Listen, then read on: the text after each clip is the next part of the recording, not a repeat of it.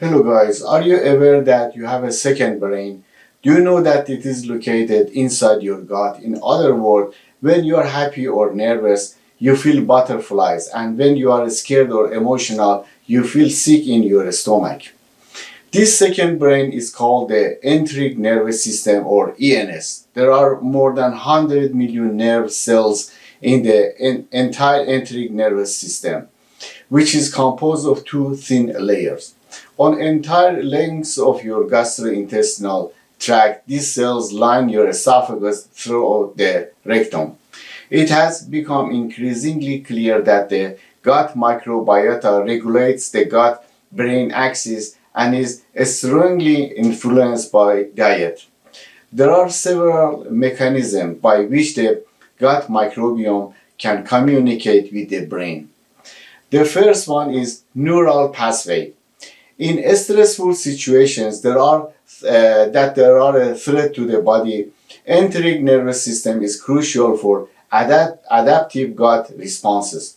According to some researchers, the vagus nerve or ENS is the most important neural pathway for bi-directional communication between gut microbes and the brain. The second is neurotransmitter pathway. In the brain as well as within the ENS, serotonin serves as a neurotransmitter. Approximately 95% of the serotonin in the human body is produced by gut mucosal and neurons in the ENS. The third one is immune signaling between the brain and the gut. The immune system plays an important intermediary role. There may be a close relation between the gut microbial balance and host inflammatory response. The microbial balance, especially in early life, may be disrupted, leading to chronic inflammation and changes in normal mood and behavior, including the inability to cope with stress and stress-related disorders. There are some stress-related disorders associated with the microbiome gut-brain axis. The first one is major depressive disorder or MDD. In stress-related disorders, disruption in gut barrier function are thought to contribute to a gut-brain link, commonly referred to as leaky gut, which is associated with major depressive disorder. As a result of psychological or organic stress, the epithelium of the GI tract is compromised, resulting in increased intestinal permeability, and gram-negative bacteria transfer across the mucosal lining to access immune cells in the blood. The displacement of bacteria activates an immune response with increased production of inflammatory mediators such as IL-6 and interferon gamma, which ultimately could affect the brain and mood. The other disorder is irritable bowel syndrome or IBS. IBS is the most common functional gastrointestinal disorder. It is associated with stress, including early life stress.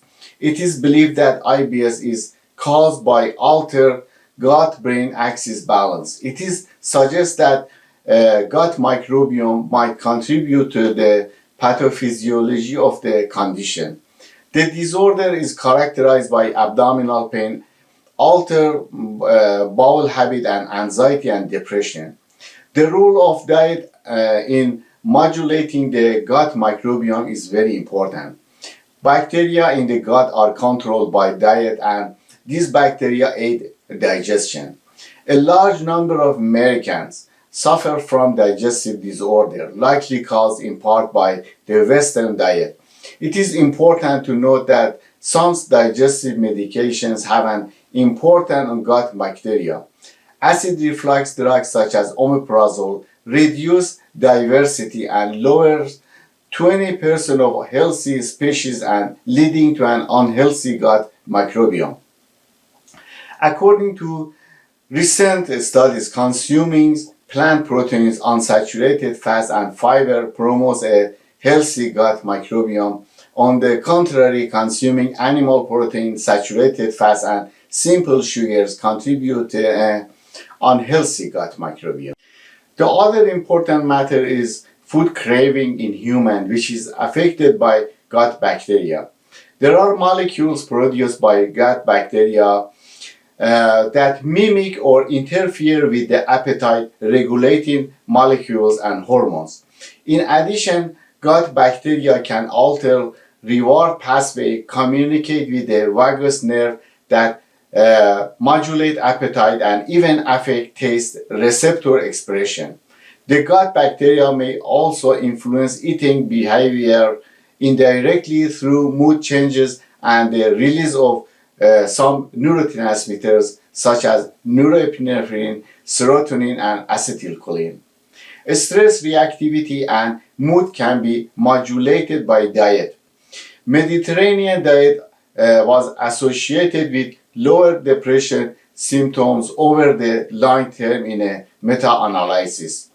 The Mediterranean diet includes multiple components that work synergistically to reduce inflammation, but high dietary fiber and low saturated fat help shape the gut microbiota and its production of metabolites that empower the gut barrier.